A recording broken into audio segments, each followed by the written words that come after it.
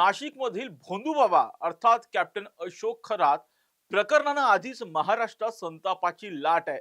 त्या पाठोपाठ महाराष्ट्रामध्ये संतापजनक भोंदूबाबांचे अनेक प्रकार सध्या उघडकीस येत आहेत। कॅप्टन अशोक खरात प्रकरण असेल नाशिकचं भोंदूबाबाचं, त्यानंतर पुण्यात एक प्रकरण घडलं, मुंबईत एक प्रकरण घडलं आणि आता नांदेडमध्ये एक नवीन भोंदूबाबा अवतरलाय ज्याचं नाव आहे तलवार बाबा।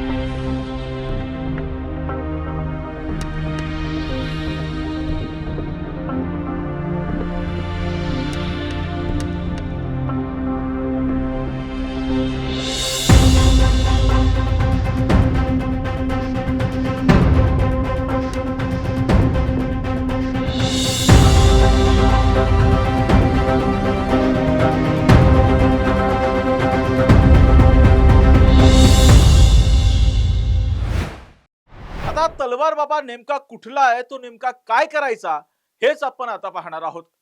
नांदेड जिल्हा आहे, त्या नांदेड जिल्ह्यामध्ये बिलोली तालुक्यातील बडूर हे एक गाव आहे। त्या गावामध्ये ज्ञानेश्वर नागोराव करडे हा गेल्या काही काळापासून दैवी शक्तीचा दावा करत होता। हातात तलवार घेऊन तो दहशत निर्माण करणं आणि जादू टोण्याच्या नावाखाली लोकांची आर्थिक आणि मानसिक फसवणूक करणं असे त्याचे कारनामे गेल्या काही दिवसांपासून सुरू होते। याच तक्रारीची दखल घेत पोलिसांनी 29 मार्च रोजी रात्री या बाबाला, हा जो तलवार बाबा म्हणून प्रचलित झालेला आहे, जो अवतरलेला आहे नांदेड जिल्ह्यामधल्या बिलोली तालुक्यात, त्याला ताब्यात घेतलं आणि त्याच्या विरुद्ध जादूटोणा विरोधी कायद्याअंतर्गत गुन्हा दाखल करण्याची प्रक्रिया सुरू झालेली होती।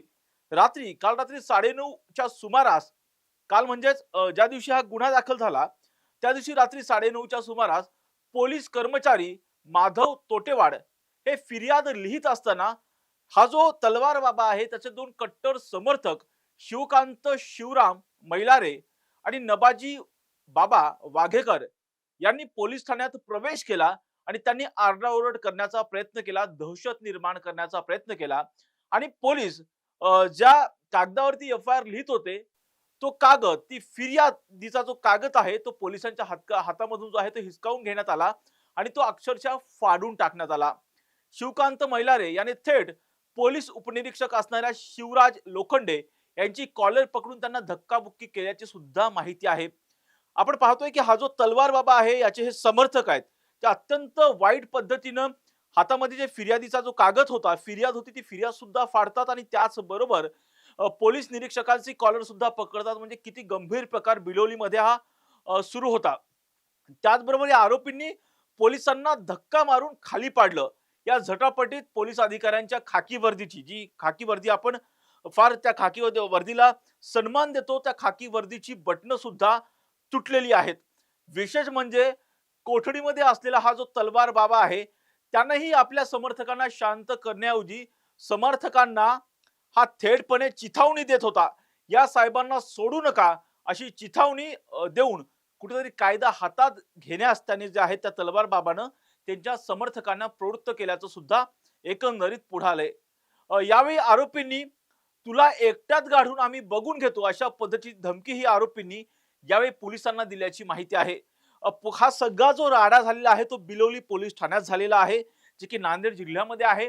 या राड्यामुळे परिसरामध्ये काही काळ जे आहे तणावाचं वातावरण निर्माण झालं होतं। पोलिसांनी या प्रकाराची गंभीर दखल घेतली आणि आरोपी शिवकांत मैलारे असेल, नबाजी वाघेकर असेल आणि ज्ञानेश्वर करडे अर्थात हा जो तलवार बाबा आहे त्याच्या विरोधात भारतीय न्याय संहितेचे कलम 132, 221, 121(1), 49 आणि 3(5) नुसार जे आहे ते गुन्हे दाखल करण्यात आलेले आहेत आणि भोंदूगिरी करणाऱ्या आणि कायद्याचा सन्मान न राखणाऱ्यांवर आम्ही कठोर कारवाई करणार आहोत असे संकेत सुद्धा पोलिसांनी दिलेले आहेत।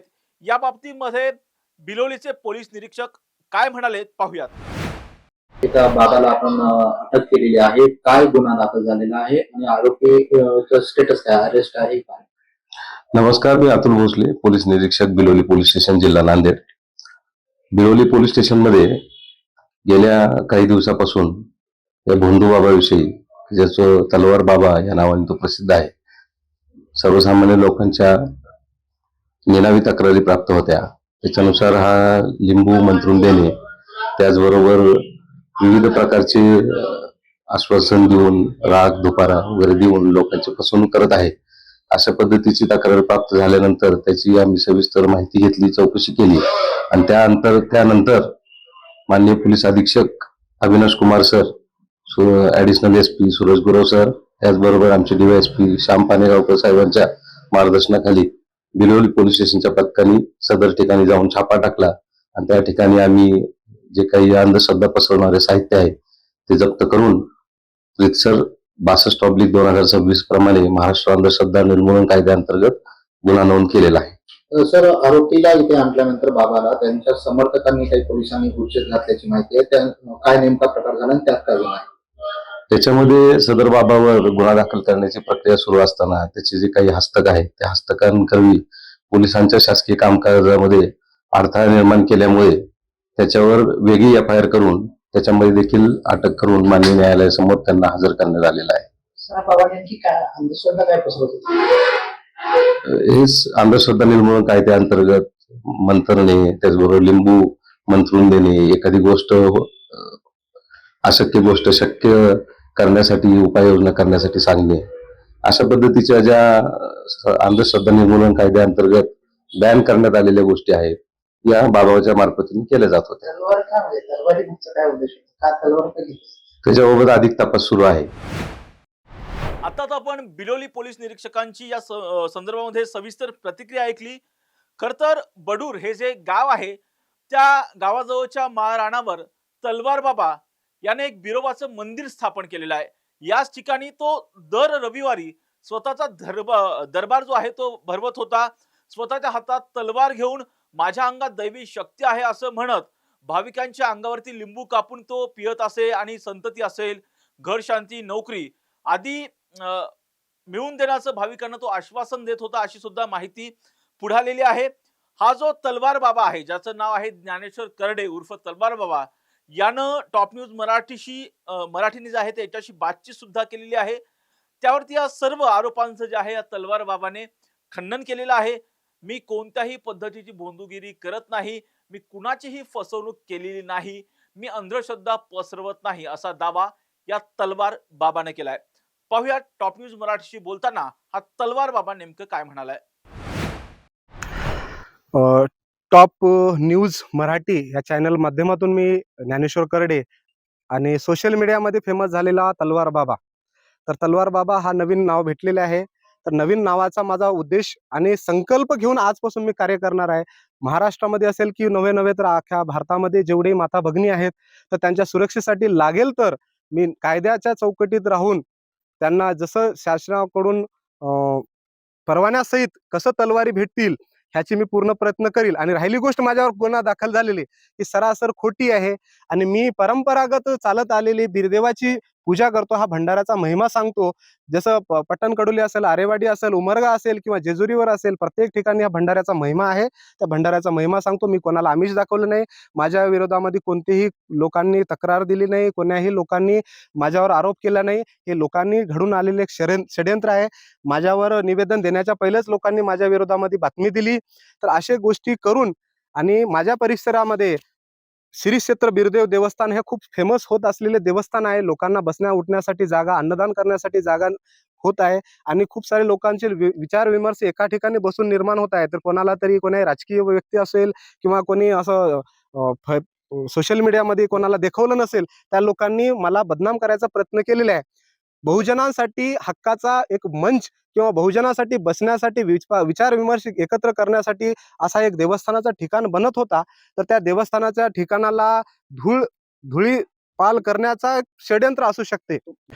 मी आजपर्यंत एकाही व्यक्तीला कोणा सोशल मीडियाच्या माध्यमातून असेल किंवा कोणाला जाहिरात करून असेल की कुठल्याही प्रकारे मी त्यांना अशा पद्धतीचं मी माहिती दिलो नाही किंवा त्यांना बोलवून आमंत्रण दिले नाही. आणि मी येण्याच्या पहिले तुम्ही इथं आलात तर इथं कोण्याही प्रकारचं बंद खोली किंवा गेट लॉक असलेले असे काही घटना जागे आहेत का? तर तुम्ही रिपोर्टर माझ्या पहिले इथं पोहोचले होते. मी गावात होतो.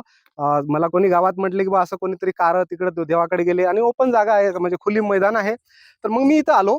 तर मला असं म्हणायचं आहे की जर समजा इथं कोणत्याच पद्धतीचे बंद खोल्या नाहीत तर मी लोकांना आमिष किंवा लोकांसोबत गलत कर्म करणं हा सरासर खोटा आहे आणि त्या लोकांनी बनवून घडून आणलेले एक षड्यंत्र आहे. आणि दुसरी गोष्ट, मी आजपर्यंत तुम्ही या प्रत्येक परिसरामधल्या प्रत्येक गावात जाऊन सर्वे करा, कोणापासूनही माझ्या विरोधात कंप्लेंट घेऊन या. तर माझी जर कंप्लेंट आली तर मी फाशीची शिक्षाला मी तयार आहे. पारंपरिक मी बोलल्या पद्धतीने पारंपरिक परंपरागत हे पूजा आहे. माझे आजीचे वडील इरगोंडा इथं पूजा करत होते, ते मेंढपाळ होते. त्याच्यानंतर माझी आजी ह्या देवाची पूजा करत होती, कारण की एकुलती एक मुलगी असल्यामुळे ती करत होती. त्याच्यानंतर माझे वडील आणि माझे काका या ठिकाणी पूजा करत होते. त्याच्यानंतर मी पूजा करत, म्हणजे वंश परंपरागत चालत आलेली पूजा पद्धती आहे. आणि अचानक फेमस होत आहे किंवा जास्त लोकसंख्या इथं वाढत असल्यामुळं कोणाला तरी बघवलं नसल्यामुळं हे षड्यंत्र माझ्या विरोधात हे केलेलं आहे. आणि माझं जे शिक्षण आहे, माझं डी.फार्मसी आणि ओपन युनिव्हर्सिटीमध्ये MA झालेले आहे. तर मला कोणालाही फसवले आणि आजपर्यंत मी कोणाला फसवत आलेलं नाही आहे, इथूनही आलं नाही. आणि तुमच्या सोशल मीडियाच्या माध्यमातून मला एक नवीन संकल्प भेटला तलवार बाबा म्हणून. तर महाराष्ट्रामध्ये माझ्या माता भगिनीवर अत्याचार होत आहे, अन्याय होत आहे. या शिवरायांच्या मातृभूमीमध्ये महाराष्ट्रामध्ये माता भगिनींवर अत्याचार होत. जसं भवानी मातेनं शिवरायांना तलवार दिली तसं तुमच्या सोशल मीडियानं मला तलवार बाबा म्हणून नाव दिलं. तर मी त्याच पद्धतीनं आज मी प्रत्येक माता भगिनींना वचन देतो की प्रत्येक माता भगिनींना परवाना काढून त्यांच्या सुरक्षेसाठी त्यांच्या हातामध्ये तलवार द्यायची जिम्मेदारी माझी.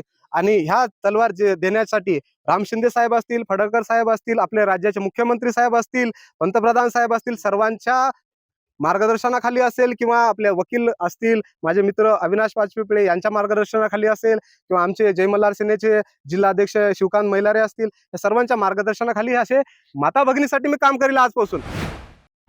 अशाच महत्त्वपूर्ण बातम्यांसाठी तुम्ही पाहत राहा टॉप न्यूज मराठी. आपला महाराष्ट्र, आपली बातमी.